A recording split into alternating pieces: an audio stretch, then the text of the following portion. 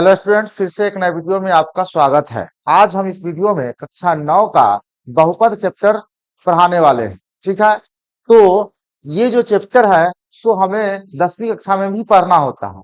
तो जो छात्र बहुपद चैप्टर को 9वीं कक्षा में अगर अच्छे से पढ़ते हैं तो उनके लिए 10वीं कक्षा का जो बहुपद चैप्टर है वो बहुत ही आसान हो जाता है। तो इस बहुपद चैप्टर को शुरू करने से पहले बहुपद में जो प्रयोग होने वाले कुछ शब्दावली है या फिर पीछे जो हम लोगों ने क्लास 8 7 में जो पढ़ा है उसका थोड़ा सा मैं पुनरावृत्ति कर लेते हैं। अर्थात आप ऐसे कह सकते हैं जो बेसिक जानकारी हमें होनी चाहिए उसका हम रिवीजन कर लेते हैं। ठीक है, जो जरूरी भी है। तो आइए शुरू करते हैं। चैप्टर का नाम हमारा है बहुपद और चैप्टर 2 है। ठीक है, और इसमें सबसे पहले हम लोग समझेंगे बीजगणितीय पद। ये बीजगणितीय पद होता क्या है इसको हम लोग जानेंगे सबसे पहले।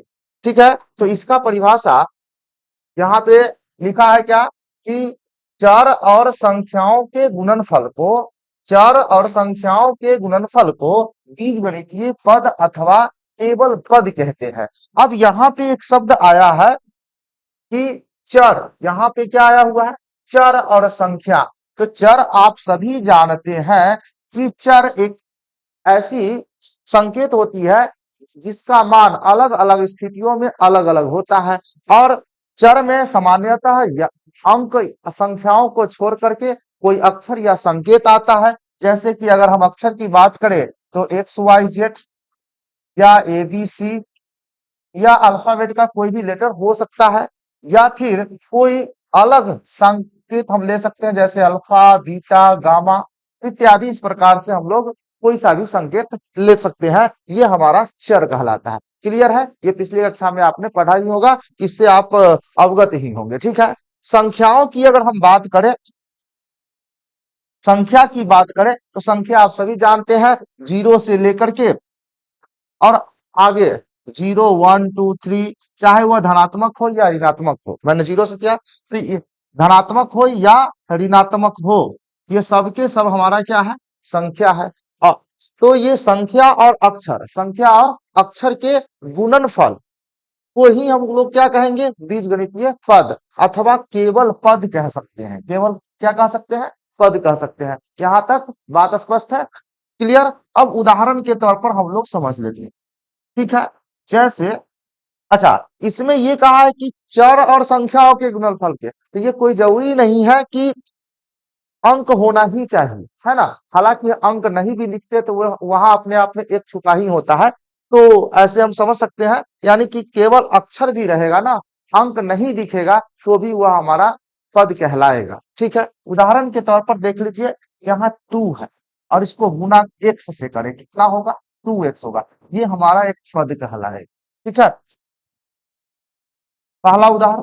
दूसरा उदाहरण देखें कि यहाँ 3 है, x into Y into Z, तो इसको एक साथ लिख सकते हैं 3xyz। ये हमारा एक पद कहलाएगा। क्या कहलाएगा? एक पद कहलाएगा। इसमें आप अंक भी देख रहे हैं, अक्षर भी देख रहे हैं, ये हमारा पद कहलाएगा। फिर यहाँ पे देख सकते हैं आप तीसरा उदाहरण, जैसे a है गुना b है गुना c है, तो ए बी सी ये भी हमारा एक पद कहलाएगा। चौथा, अगर मैं केवल ए लिख दूं ये भी पद कहलाएगा। पांचवा, अगर हम ए बी लिख दूं फिर भी यह पद कहलाएगा। क्लियर है? और भी उदाहरण मैं बताता हूं, इधर देखिए, यहाँ पे ए स्क्वायर, यानी कि मैं ए से ए में गुना कर दूं तो ये भी तो ए स्क्वायर होगा, यह भी एक पद कहलाएगा। आगे देखिए, एक्स स्क्वायर गुना वाई स्क्वायर गुना जेड, तो यह एक्स स्क्वायर वाई जेड, यह भी एक पद कहलाएगा। ठीक है, अंक हो या अक्षर उसके गुणनफल जो होंगे वो हमारा एक पद कहलाएगा। तो यहाँ पे हमारा पद क्या हो गया? ये एक पद है, ये भी पद है, ये भी पद, ये भी पद, ये भी पद है। उसी प्रकार से यह भी और यह भी पद है। ठीक है, और भी देखिए उदाहरण, यहाँ पे 6x स्क्वायर गुना वाई, तो इसको गुना करेंगे तो 6x स्क्वायर वाई होगा, यह भी क्या है? एक पद है। तो आप इतना तो समझ गए कि डायरेक्टली हम लोग लिख सकते हैं, जैसे पी क्यू आर, ये क्या है? एक पद है।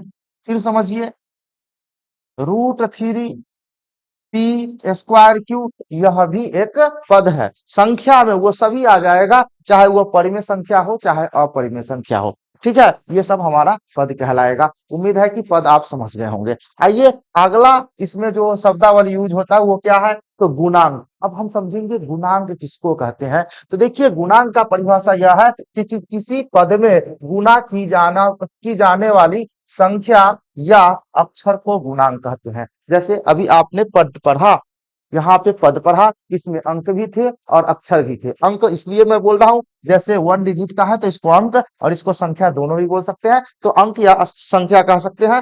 तो पद में अंक भी होते हैं यानी संख्या भी होते हैं और अक्षर भी होते हैं, ठीक ना। तो यहाँ पे आप देखेंगे कि परिभाषा में क्या लिखा गया गुणांक के, कि किसी पद में गुणा की जाने वाली संख्या या अक्षर, चाहे अक्षर से गुणा करे चाहे संख्या से गुणा करे, जो गुणा की जाने वाली संख्या होगी या अक्षर होगी उसी को हम लोग क्या कहेंगे, गुणांक कहेंगे। ठीक है, अब उदाहरण के माध्यम से समझिए। अच्छा, यहाँ पे जो गुणांक होगा वो दो प्रकार के होंगे। गुणांक कितने प्रकार के, तो यहाँ देख लीजिए, गुणांक दो प्रकार के होंगे। एक होगा अंक गुणांक, अंक गुणांक, और दूसरा होगा अक्षर गुणांक।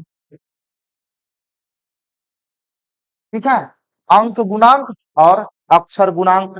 जब अंक से गुणा की बात की जाए तो अंक गुणांक होगा, जब अक्षर से गुणा करने की बात की जाए तो वहां पे अक्षर गुणांक होगा। तो गुणांक गुणांक कितने प्रकार के, दो प्रकार के। एक होगा अंक गुणांक, दूसरा होगा अक्षर गुणांक। उदाहरण से आपको बिल्कुल समझ में आएगा। जैसे यहाँ देख लीजिए कि यहाँ पर 2x है, एक पद लिया, इसमें अंक भी है अक्षर भी है, संख्या भी है अक्षर भी, ऐसे कह सकते हैं। अब देखिए कि x में अगर आपसे पूछा जाए कि x में कितना से गुणा किया गया है, तो आप कहेंगे सर 2 से, कहेंगे ना 2 से। तो यहाँ पर x का गुणांक 2x में अगर आपसे पूछा जाए कि x का गुणांक कौन है भाई, तो परिभाषा तो कहता है कि गुणा की जाने वाली संख्या या अक्षर को गुणांक कहते हैं। तो मैं कह रहा हूं कि इसमें इस x में किससे गुणा किया गया है, तो आप कहेंगे सर 2 से गुणा किया गया है x में। तो ये x का गुणांक कितना होगा, 2 होगा। और 2 क्या है, अंक है कि अक्षर है, तो आप कहेंगे सर अंक है ना। तो ये अंक गुणांक हो गया। ठीक है, अगर इसी में पूछ ले, इसी 2x में पूछ ले कि 2 का गुणांक कितना है, 2 का गुणांक कितना है, तो देखिए ना, अब आप 2 में कितना से गुणा किया हुआ है, तो 2 के अलावा तो x बचा हुआ है, x से ही इसमें गुणा किया गया है। तो 2 का जो गुणांक होगा वो x कहलाएगा। और x क्या है, अक्षर है, संकेत है। संकेत या अक्षर को हम लोग अक्षर गुणांक कहेंगे। ठीक है, अक्षर गुणांक में हमारा क्या हो जाएगा, अक्षर गुणांक में या तो अक्षर होगा, ठीक है, या फिर अक्षर या कोई संकेत हो सकता है, अक्षर या कोई संकेत हो सकता है। अब अंक गुणांक में अंक तो आप समझते ही हैं, अंक होगा और नहीं तो संख्या होगा। ठीक है, अंक नहीं तो संख्या, अंकों से ही संख्या बनती है, आपको पता होगा। जब 0 से 9 तक की जो भी है उसको हम अंक कहते हैं और संख्या भी कहते हैं। उसके बाद 9 से जब आगे बढ़ते हैं तो 10 से आगे अनंत तक जो भी है वो एक से अधिक अंकों से बनी संख्या, इसलिए उसको हम लोग अंक कहते हैं। तो यहाँ अंक आए या संख्या, उसको हम अंक गुणांक कहेंगे। क्लियर है यहाँ तक बात। तो इसमें अगर आपसे पूछा जाए कि 2x में x का गुणांक क्या है, तो 2 है, और 2 का गुणांक क्या है, तो x है। ये है आपका अंक गुणांक, ये है आपका अक्षर गुणांक। यहाँ तक बात स्पष्ट है, क्लियर। अब अगला दूसरा उदाहरण लेते हैं, देख लीजिए। यहाँ आपको 3xy में पूछे गुणांक, 3xy में गुणांक पूछ सकता है, किसका भाई, तो 3 का गुणांक, 3 का गुणांक कितना है। तो देखिए, क्योंकि गुणांक से क्वेश्चन भी पूछा जाता है, चाहे क्लास 9 की बात करें या क्लास 10 की बात करें। ठीक है, तो इसमें गुणांक पूछा जाता है, किसका पूछा है, 3 का पूछा है तो देखिए ना, जिसका आपका गुणांक पूछा जाए ना उसको छोड़ देना है, और उसके अलावा जो बच जाएगा, है ना, वही आपका गुणांक होगा। किसका पूछा गया? 3 का पूछा गया। 3 को छोड़ करके बच गया एक्स और वाई, तो यही एक्स और वाई क्या होगा? यानी कि 3xy में 3 का गुणांक एक्स वाई, और एक्स वाई कैसा गुणांक है? तो आप कहेंगे कि सर ये तो अक्षर वाला गुणांक। कैसा गुणांक है? अक्षर गुणांक है। क्लियर है? फिर इसी में पूछ सकता है आपसे कि एक्स का गुणांक क्या है भाई? एक्स का गुणांक इसमें तो यही 3x में, 3xy में एक्स का गुणांक कितना है? तो देखिए, एक्स का पूछा है तो एक्स का जैसे ही पूछेगा तो एक्स को छोड़ करके बचा कौन? एक्स को छोड़ के बचा कौन? तो बचा 3 और वाई बचा, तो 3 और वाई जो होगा सो इसका गुणांक होगा, यानी एक्स का गुणांक 3y। क्लियर? इसी में अगर आपसे पूछ ले वाई का गुणांक क्या होगा, y का गुणांक क्या होगा, तो आप कहेंगे y को छोड़ देना है, बचेगा कौन? 3x। बिल्कुल आप सही समझ रहे हैं, यहाँ पे 3x हो जाएगा। अभी और देखिए इसमें, अगर आपसे पूछ ले कि 3x का, अब किसका पूछा? 3x का। मैंने क्या कहा? जिसका पूछे उसको छोड़ देना है, और जो बच जाए वो गुणांक हो जाएगा। तो 3x को छोड़ के क्या बच रहा है? y, यानी कि 3x का जो गुणांक होगा वो होगा क्या? y। ठीक है? अगर आपसे पूछ लिया जाए कि पूरे का गुणांक, 3xy का गुणांक क्या होगा, ऐसा भी पूछा जा सकता है। जब टोटल के टोटल आ जाए, टोटल के टोटल पूछ ले, जितने भी अंक अक्षर इसमें लिखा हुआ है उस सबका गुणांक पूछे तो क्या करेंगे? तो इस स्थिति में देखिए क्या होगा, इसका गुणांक 1 होगा, क्योंकि 1 से तो हर एक संख्या में गुणा की जाती है ना, तो इसका गुणांक जो होगा सो 1 हो जाएगा। और 1 किस प्रकार का गुणांक है? तो आप कहेंगे इस प्रकार का। कमेंट करके बताइए। बिल्कुल आप सही कमेंट किए हैं, ये अंक गुणांक है। ठीक है? अब देखिए थोड़ा सा और भी उदाहरण ले लेते हैं। यहाँ पर मैंने कितना नंबर उदाहरण, यानी 2 नंबर में लिया था। अब देखिए 2 नंबर, तीसरे नंबर उदाहरण लेता हूं यहाँ पर।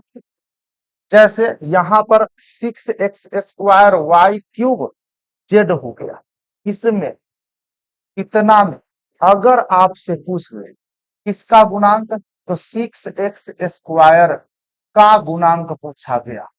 किसका गुणांक? तो 6x², तो इसको छोड़ करके बचा कौन? 3 y³ क्या बचा? y³ बचा, ये गुणांक हो गया। ठीक है? अब देखिए थोड़ा सा मैं आगे बढ़ता हूं, ये तो आप आसानी से कर सकते हैं। बिल्कुल। अब मैं थोड़ा सा इसी में बढ़ता हूं, अगर आपसे पूछ ले कि एक्स वाई का गुणांक, एक्स वाई का गुणांक कितना होगा, एक्स वाई का गुणांक कितना होगा, तो देखिए किसका किसका पूछा? एक्स वाई का। एकदम ध्यान से समझना है। एक्स वाई, तो इसमें एक्स कितनी बार है? 2 बार। इसमें एक्स कितनी बार है? 3 बार। आप सभी जानते हैं कि x² का मतलब होता है एक्स गुना एक्स, y³ का मतलब होता है y गुना y, और जेड तो सिंगल ऐसे भी है। ठीक है? तो देखिए यहाँ तो किसका पूछा है? एक्स वाई का पूछा है, तो अंक तो पहले आएगा ही आएगा। अब देखिए इसमें से, इस x² का मतलब होता है 2 बार एक्स, और x³ का मतलब होता है, y³ का मतलब होता है 3 बार वाई। अब इसमें 1 बार तो एक्स यहाँ आ चुका है, 1 बार वाई यहाँ आ चुका है, बचा कितनी बार? एक्स, तो 1 बार। वाई कितनी बार? 2 बार। 2 बार वाई का मतलब होता है y²। क्लियर? तो कहने का मतलब यह है कि यहाँ पे हम लोग लिखेंगे क्या, तो ये देखिए जिसका गुणांक यहाँ पूछा जाएगा, इसका जितना पावर होगा, कितना है? एक एक पावर है ना, तो इसके पावर में से इसके पावर को आपको घटा दो। इसका पावर 2, इसका पावर 1, पावर कितना? 1, और 1 पावर वाला यही ना बचता है। ऐसे समझिए या फिर ऐसे समझिए, तो आप सीधा सीधा लिख सकते हैं एक्स। ठीक है? y का पावर 1 है तो 3 में से 1 घटाइएगा तो 2 बचेगा, या फिर इस विधि से समझिए तो ये तो यहाँ आ चुका है तो 2 बार y बचा, और y गुना y स्क्वायर होता है, तो आप यहाँ पर y स्क्वायर लिख सकते हैं। z तो इसमें आया नहीं, z तो अकेले, तो z को उठा के यहाँ पे लिख देना है, यानी कि कुल मिलाकर के x x y का जो गुणांक है वो 6xy स्क्वायर z होगा। क्लियर? आपको क्या करना है, जो भी अक्षर यहाँ रहे इस अक्षर के घात को ऊपर दिए गए अक्षर के घात में से घटा लेंगे, जो बचेगा लिख देंगे, वही हमारा क्या कहलाएगा, उसका गुणांक कहलाएगा। आइए उदाहरण समझते हैं एक और। देखिए, इसी में मैं पूछूं कि एक्स वाई स्क्वायर जेड का गुणांक, यही पूछा। देखिए क्या करना है, तो इसमें एक्स भी आया, वाई भी आया, जेड अंक तो नहीं आया, तो ये अंक पहले यहाँ आ जाएगा। अब देखिए इसका घात 1, इसका घात 2, तो 2 में से 1 घटेगा कितना, 1, यानी 1 बचेगा, तो 1 सीधा x लिख दीजिए। उसके बाद इसका घात, y का घात 3 है, यहाँ y का घात कितना, 2 है, 3 में से 2 घटाइएगा, यानी कि केवल y का घात 1 बचेगा, यानी सिंपल 1 y लिखाएगा। अब यहाँ पर देखिए जेड आ गया हुआ है, तो ये एक गो जेड था ही और यहाँ आ चुका है, तो ये जेड नहीं लिखाएगा। क्लियर? यानी जो यहाँ आ गया है उसको छोड़ के जितना बच जाए उसको यहाँ लिख देना है, यही आपका गुणांक कहलाएगा। एक और उदाहरण समझिए, इसमें तो बनने के लिए बहुत उदाहरण बन सकते हैं, लेकिन थोड़ा सा बड़ा सा उदाहरण ले रहा हूं। जैसे यहाँ पे 27, x का पावर 7, y का पावर 9, z का पावर 27, ऐसा ले लिया मैंने।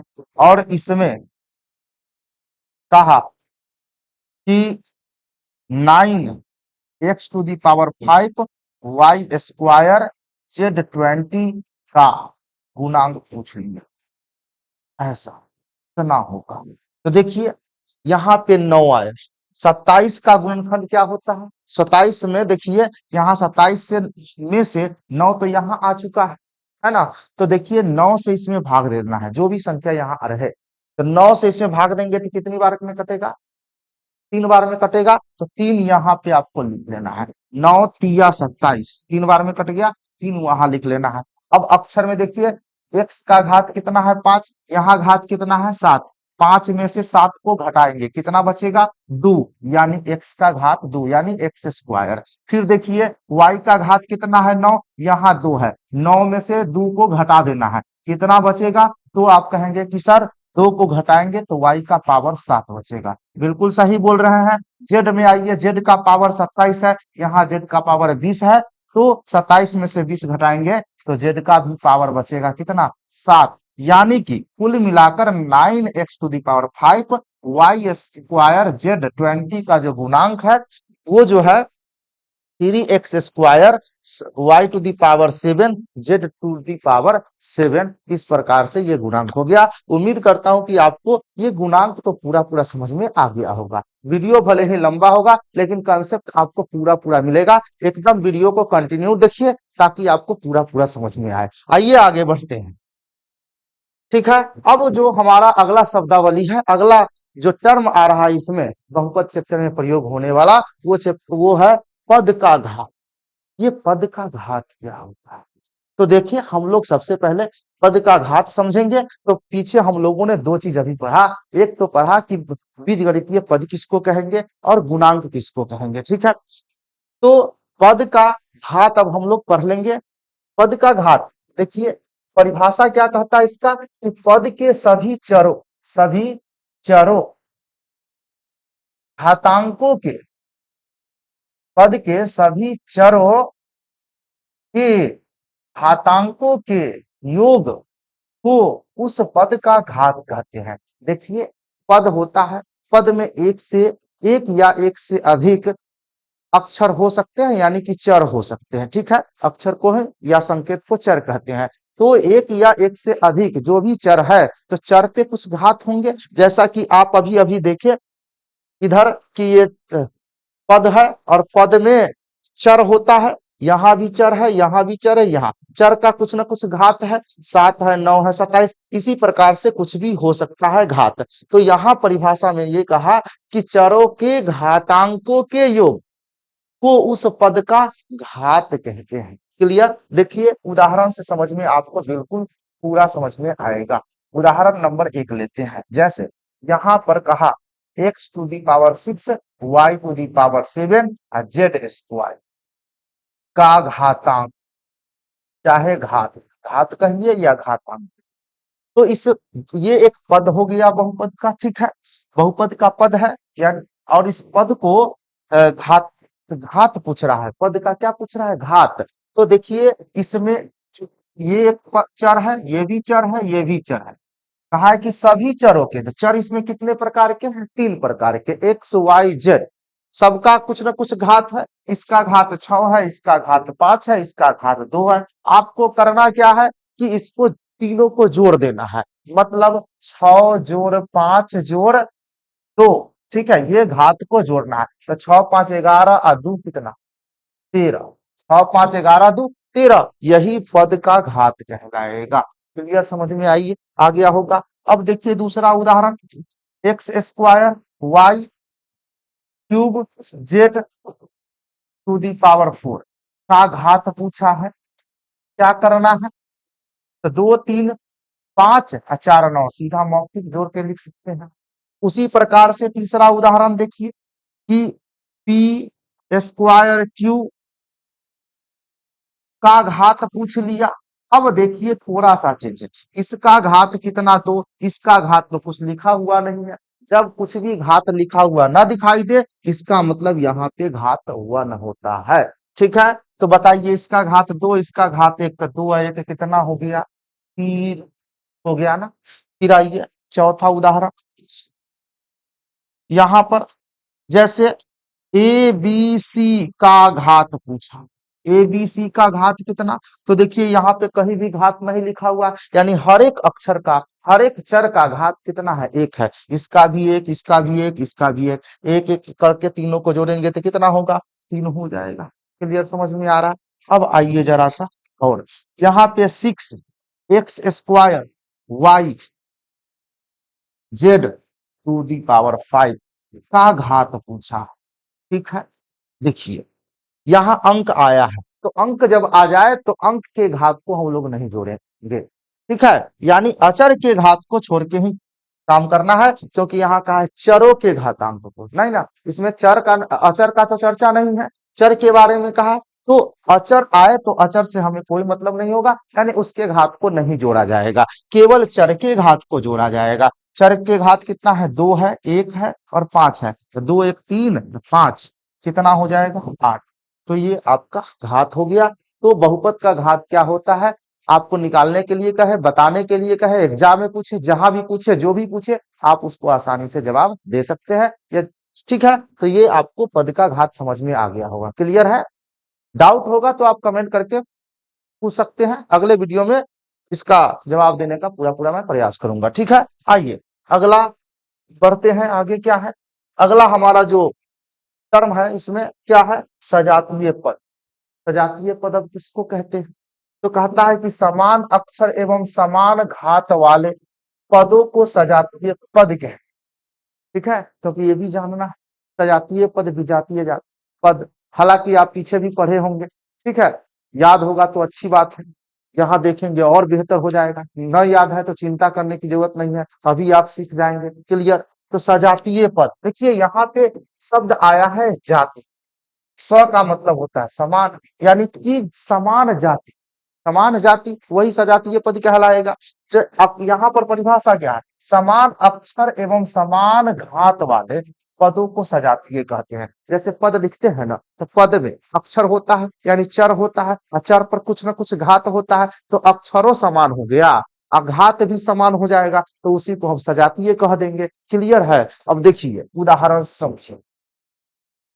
उदाहरण नंबर 1, उदाहरण नंबर 1 समझिए। जैसे कि यहाँ पे मैं लिख देता हूं कि x, ठीक है, कॉमा लगा के लिख दिया 4x 5x माइनस 7x। पद धनात्मक या ऋणात्मक हो सकता है, उसमें कोई चिंता करने की जरूरत नहीं है। यहाँ आप देख रहे हैं इसमें भी एक्स है, इसमें भी एक्स है, इसमें भी एक्स है, इसमें भी एक्स है, और सबका घात कितना है? एक, एक, एक। अगर घात कुछ ना दिख रहा है तो कितना होता है? एक होता है। तो यहाँ घात भी समान है और अक्षर भी समान है, इसीलिए यह जो है सो सजातीय हो। कैसा हुआ? सजातीय। दूसरा उदाहरण देखिए, जैसे यहाँ 4xy, 3xy, -9xy और -2xy। क्लियर है? बात समझ में आ रहा है ना? देखिए यहाँ पे इसमें भी एक्स वाई, इसमें भी एक्स वाई, इसमें भी एक्स वाई, इसमें भी एक्स वाई, समान अक्षर है। घात की बात करें तो सब पर घात कितना? एक है। तो समान अक्षर और समान घात है, इसको सजातीय कह दीजिए। कोनो दिक्कत नहीं ना? आइए तीसरा उदाहरण से समझते हैं। a³ -3a³, 7a³, 11a³। यहाँ देखिए, देखिए अक्षर पे ध्यान देना है। अंक कुछ भी हो सकता है, यानी गुणांक, यानी इसमें जो अंक गुणांक को छोड़ करके ही हम लोग इसमें सजातीय करेंगे, क्योंकि सजातीय हमें चर के आधार पर ही मतलब चुनना होता है, यानी चर के आधार पर ही सजातीय या विजातीय होता है। क्लियर? तो यहाँ पे आप देखें कि चर क्या है, सब में ए और सबका घात भी 3 है, तो ये सजातीय हो गया। क्या हुआ? सजातीय हुआ। क्लियर? समझ में आ रहा है? एक चौथा उदाहरण समझिए, आपको पूरा समझ में आएगा। जैसे यहाँ पर देखिए एक्स है, वाई का पावर 4 है और जेड ले लेते हैं क्यू। ठीक है? Comma -2xy⁴ z³। इधर 1/2 xy⁴ और z³। इसमें देखिए 3 प्रकार के अक्षर है, एक्स वाई जेड। अंक कुछ भी हो सकता है, गुणांक ये वाला। ठीक है? तो यहाँ देखिए सब में एक्स वाई जेड है। क्लियर ना? सबका अगर देखिए यहाँ एक्स का घात 1 है, इसमें भी 1, इसमें भी 1। वाई को देखिए तो वाई का घात 4 है, इसमें भी 4, इसमें भी 4। वाई इसमें जेड का घात 3 है, इसमें भी जेड का घात 3, जेड का घात 3। सब बराबर है ना? यानी घात में भी बराबर, अक्षर में भी बराबर। ये सब ये हो गया सजातीय। तो सजातीय का 4 उदाहरण देख लिए। अब विजातीय समझिए। देखिए जब सजातीय समझ गए ना, तो विजातीय कुछ नहीं, कहता है कि असमान अक्षर एवं असमान घात, है ना? यानी कुछ असमान हो जाए, चाहे अक्षर असमान हो जाए, चाहे घात असमान हो जाए, एको गो अगर असमान हो गया ना तो वो विजातीय हो गया। उदाहरण से समझिए ना यहाँ पे, अभी समझाते हैं। जैसे इसमें ज्यादा उदाहरण की भी जरूरत नहीं है। देखिए जैसे यहाँ पे मैं लिखूं एक्स और इधर लिख दिए x²। अक्षर तो समान है, लेकिन घात एक कर 1 है, 1 कर 2। घात बदल गया ना, ये हो गया विजातीय। क्या हुआ? विजातीय। फिर समझिए दूसरा एग्जाम्पल, यहाँ एक्स वाई, इधर एक्स जेड लिख दिए। देखिए इसमें एक्स वाई है, इसमें एक्स जेड है। अक्षर बदल गया, इसमें एक्स है तो है ये है, वाई है, इसमें एक्स है ये है, लेकिन एक्स वाई के बदला जेड हो गया, दूसरा तरह का अक्षर आ गया। तो ये हो गया विजातीय। यानी सजातीय होने के लिए क्या होना चाहिए? अक्षर भी समान और घात भी समान। अब विजातीय में कुछ मिसमैच हो गया, मतलब अक्षर बदल जाए चाहे घात बदल जाए, ये विजातीय होगी। उदाहरण एक और समझिए तीसरा। इधर देखिए x² y, इधर x y²। देखिए इधर x पर स्क्वायर है और y पर स्क्वायर न है, इसमें x पर स्क्वायर ना है, y पर स्क्वायर है। क्या है? अक्षर तो दोनों में सेम है, लेकिन घात बदल गया। यहाँ x का घात 2, यहाँ x का घात 1 है। यहाँ y का घात 1 है, यहाँ y का घात 2 है, इसीलिए विजातीय। क्लियर? समझ में आ रहा है? एक और उदाहरण बताइए, मतलब समझिए। 1/2 xy/z और यहाँ 4/5। ये तो पूरा पूरा विजातीय है। इसमें अक्षर है, इसमें अक्षर है ये नहीं। ठीक है? तो ये तो पूरा विजातीय, यानी थोड़ा सा भी अक्षर या फिर घात में परिवर्तन है, अगर समान नहीं है तो वह जो है सो विजातीय होगा। क्लियर? तो आप सजातीय पद किसको कहते हैं, विजातीय पद किसको कहते हैं, इसे आप अच्छा से समझ में समझ गए होंगे। क्लियर? आइए आगे बढ़ते। अगला जो शब्द आ रहा है यहाँ पे क्या है? बीज गणितीय व्यंजक। अभी बीज गणितीय व्यंजक क्या है? परिभाषा कहता है यह एक या एक से अधिक पदों से बना होता है। बीजीय व्यंजक कहता है एक या एक से अधिक पदों से बना होता है। अभी कैसे बना होता है थोड़ा सा विस्तार से हम आपको बता देते हैं। देखिए ये एको को पद से हो सकता है, एक से ज्यादा पद होगा। एक से जब ज्यादा पद होगा तो प्लस या माइनस चिन्हों के द्वारा यह जुड़ा हुआ होगा। ठीक है, उदाहरण से समझते हैं। जैसे सबसे पहला इसमें कहा कि यह एक या एक एक्के गो पद हो सकता है इसमें, तो आप एगो पद लिख लीजिए एक्स, तो यह व्यंजक होगा। चाहे एक्स वाई लिख दीजिए तो यह व्यंजक होगा, व्यंजक है। ठीक है, दूसरा उदाहरण समझिए। आप सीधा अंक लिख दीजिए तो यह व्यंजक है। जैसे यह चार लिख दिए, व्यंजक है। तीसरा उदाहरण समझिए। जैसे यहाँ 4x स्क्वायर वाई, यो एगो पद है अक्षर और अंक सहित, तो यह भी एक क्या है? व्यंजक है। तो इसमें भी एक ही पद है, इसमें भी एक ही पद है, इसमें भी एक ही पद है। ठीक है, जब तक प्लस माइनस उसमें नहीं आता है तब तक एक एगो पद कहलाता है, चाहे वो कितनो लंबा हो जाए। देखिए ना, एगो उदाहरण बता देते हैं। जैसे हम लिख दे A B C P Q R X Y Z, यहाँ टू लिख दे, कोनो दिक्कत? इतना लंबा लिख दिए, कहीं भी प्लस माइनस आया नहीं ना, तो ये एक गो पद कहलाएगा। कितना पद कहलाएगा? एक गो पद कहलाएगा। अगला उदाहरण समझिए। अब जैसे X plus Y plus Z लिख दीजिए, ई व्यंजक कहलाए। क्या कहलाए? व्यंजक। इहो व्यंजक, ई भी व्यंजक, लेकिन ये सब एक पद वाला है। इमें कै गो पद आया है? एक, दो, तीन। प्लस से बटल है ना, प्लस से इसका या माइनस से, तो इसमें तीन पद है। कितने पद है? तीन पद। अगर मैं लिख दूं 6x प्लस वाई, तो यह भी एक व्यंजक है, लेकिन कितने पद है? एगो पद, दूगो पद। ठीक है, आगे देखिए।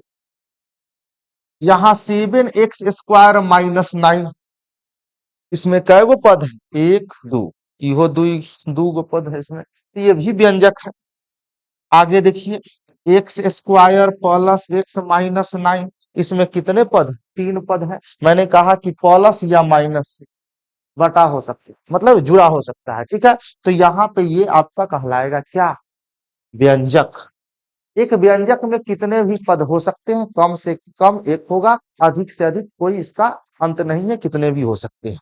ठीक है, उदाहरण इधर देखिए, और भी 9 नंबर उदाहरण हम लिख सकते हैं। x³ plus 9x² plus 7x plus 2, यह भी क्या है? एक व्यंजक। लेकिन इसमें सब में क्या है? एक्स है ना। तो व्यंजक की अगर बात करें तो कोई सा भी अक्षर हो सकता है। क्लियर ना? यहाँ देखिए 4x² वाई माइनस 9x² वाई³ प्लस 7xy जेड, यह भी व्यंजक है। कितने पद है? तो इसमें तीन पद है। ऊपर वाला 9 नंबर में कितने हैं? चार पद है। तो यह आपका व्यंजक है। ठीक है, एक और देख लीजिए उदाहरण। जैसे x² Y minus pq plus 7m plus 8n, यह भी क्या है? एक व्यंजक है। कितने पद है इसमें? पांच पद है। तो अगर आपसे पूछा जाए कि इसमें कितने पद है, तो पांच पद है। ठीक है, तो आप व्यंजक भी समझ गए कि बीजीय व्यंजक क्या होता है, किसे कहते हैं। क्लियर? इसमें कोनो कंफ्यूजन है? अगर कंफ्यूजन थोड़ा सा भी है तो कमेंट कर दीजिए। क्लियर? अब आगे हम लोग बढ़ते हैं। देखिए, अब क्या कहता है कि बहुपद की परिभाषा क्या है? चर के विभिन्न और ऋणात्मक घात वाले पदों को योग चिन्ह से एकत्रित करने पर प्राप्त व्यंजक को बहुपद कहते हैं। देखिए इधर थोड़ा सा व्यंजक की ओर चले। ये जितना व्यंजक है ना, हालांकि इसमें जितना भी घात है सब जो है से धनात्मक ही है, मतलब ऋणात्मक नहीं है। यहाँ पे परिभाषा में क्या कहा कि अऋणात्मक, मतलब ऋणात्मक नहीं होना चाहिए। ठीक है, बाकी धनात्मक चलेगा, जीरो भी चलेगा, कोई दिक्कत नहीं। ठीक है, तो चर का घात क्या होना चाहिए? अऋणात्मक। ठीक है, यानी माइनस में नहीं होनी चाहिए। वैसे पदों को अगर प्लस से हम प्लस चिन्ह से एकत्रित कर लेते हैं, जो व्यंजक प्राप्त होता है उसी को हम क्या कहते हैं? बहुपद कहते हैं। आइए उदाहरण से समझते हैं। जैसे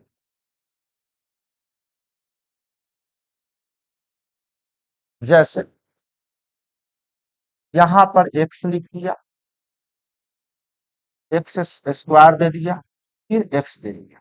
अब यहाँ पर एक्स स्क्वायर है, एक्स है, कितने पद है? दो पद है। इसका घात कितना है? दो। इसका घात कितना है? एक। और दोनों के दोनों क्या है? धनात्मक है, ऋणात्मक तो ना है, तो यह एक बहुपद कहलाएगा। ठीक है, दूसरा फिर देखिए, एक्स का पावर क्यूब, एक्स स्क्वायर, और फिर एक्स -9। देखिए, यहाँ प्लस चिन्ह कहा गया है, इसका मतलब यह है कि इसको हम ऐसे लिख सकते हैं। देखिए,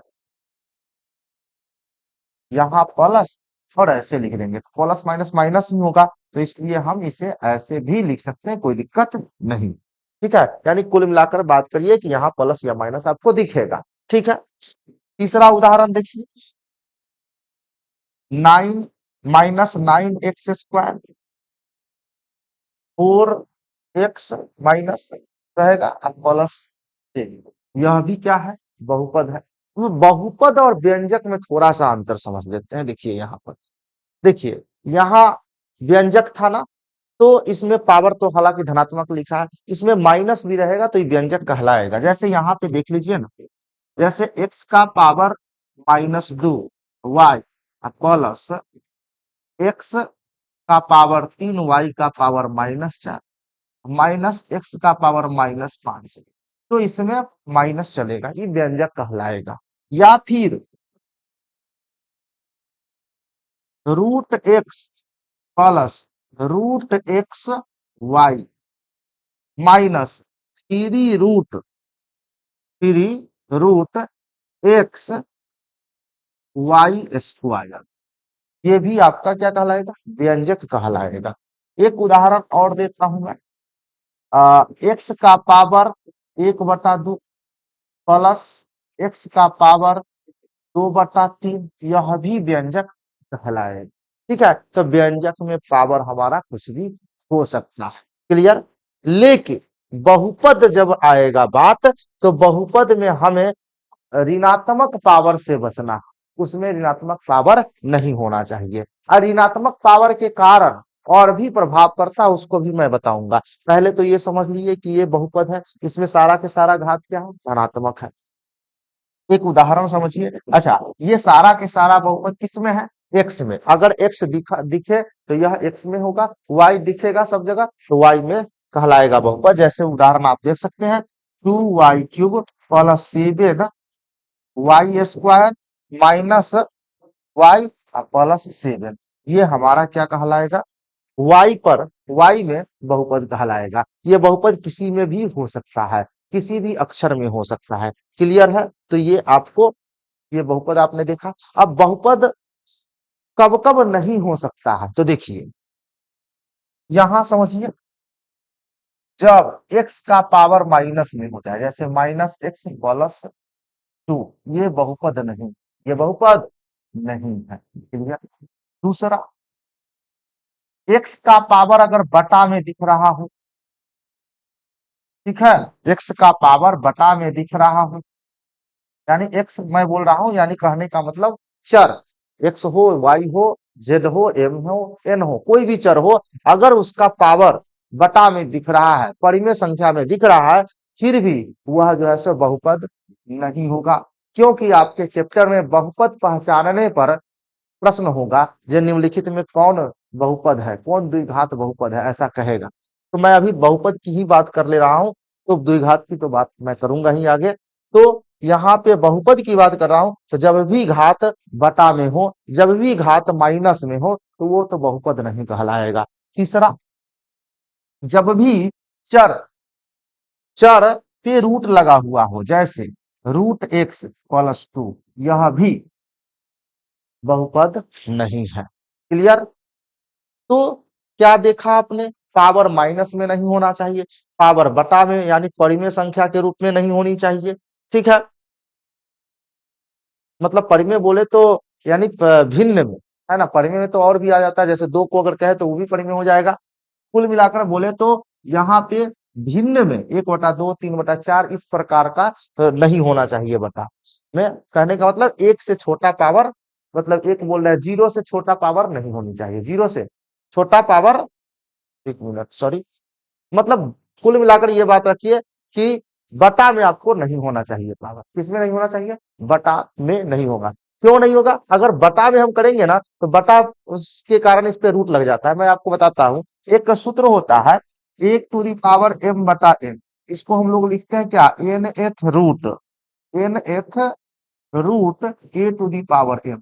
कुल मिलाकर के ऐसा होगा, तो रूट तो आ जाएगा। मैंने यहाँ कहा कि रूट रहेगा तो जाकर के यह बहुपद नहीं कहलाएगा। इसी कारण से बटा में जो है पावर रहेगा, ठीक है, तो वह बहुपद नहीं कहलाएगा। क्लियर है? चलिए, इतना तो आप समझ गए होंगे। उदाहरण देख लीजिए,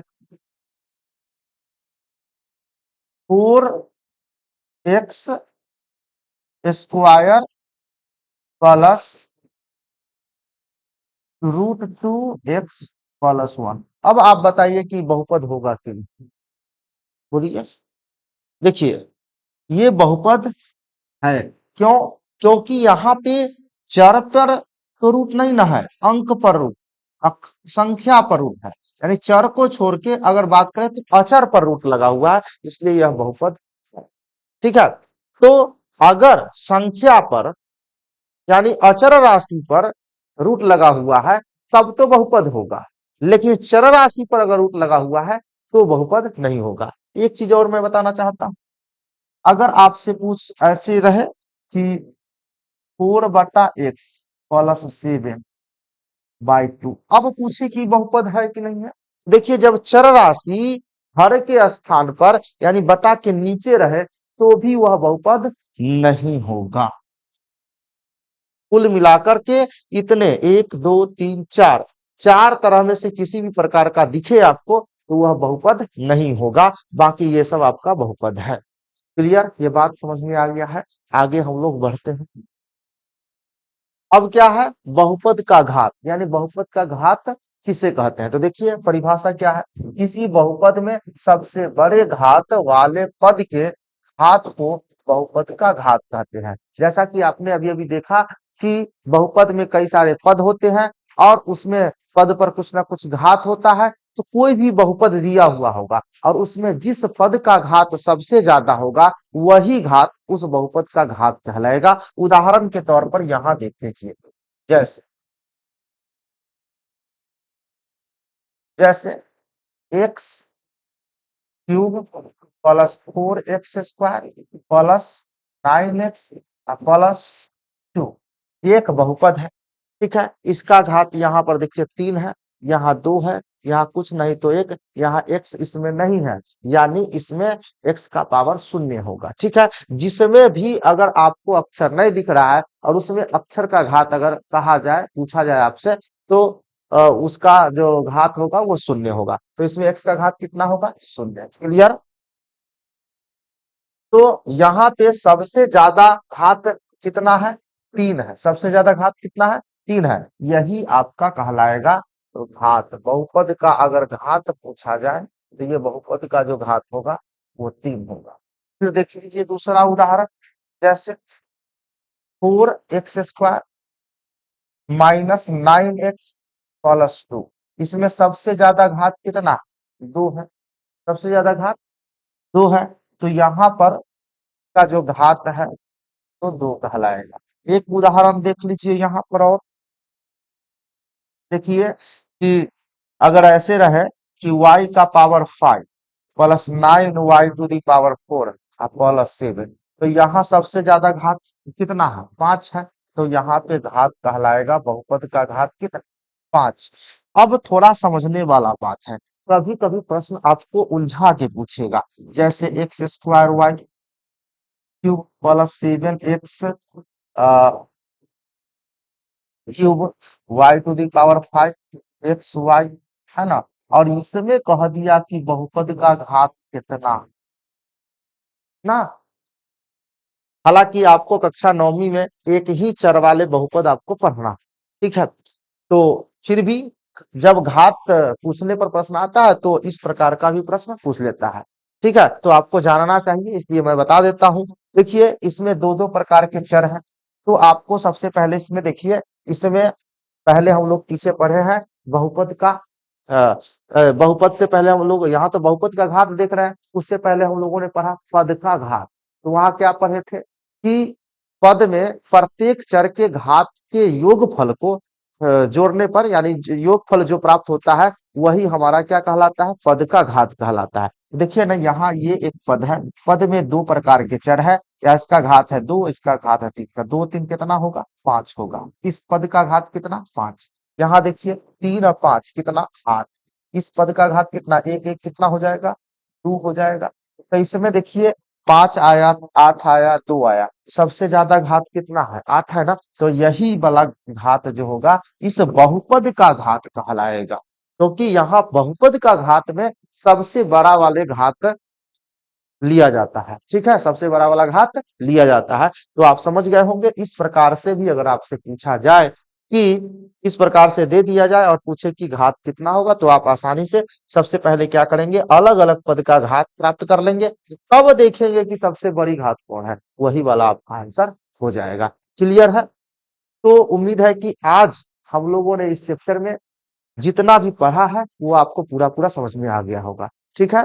तो इसको प्यारा सा एक लाइक कर दीजिएगा और शेयर कर दीजिएगा, तो बहुत अच्छा हो जाएगा, ठीक है। बाकी इससे आगे हम लोग कल पढ़ेंगे, ठीक है। इसको अब पूरा देखेंगे, नहीं समझ में आए तो एक दोबारा देखिए, ठीक है। उसके बावजूद भी ना समझ में आए तो आप हमें कमेंट करके बता सकते हैं। क्लियर।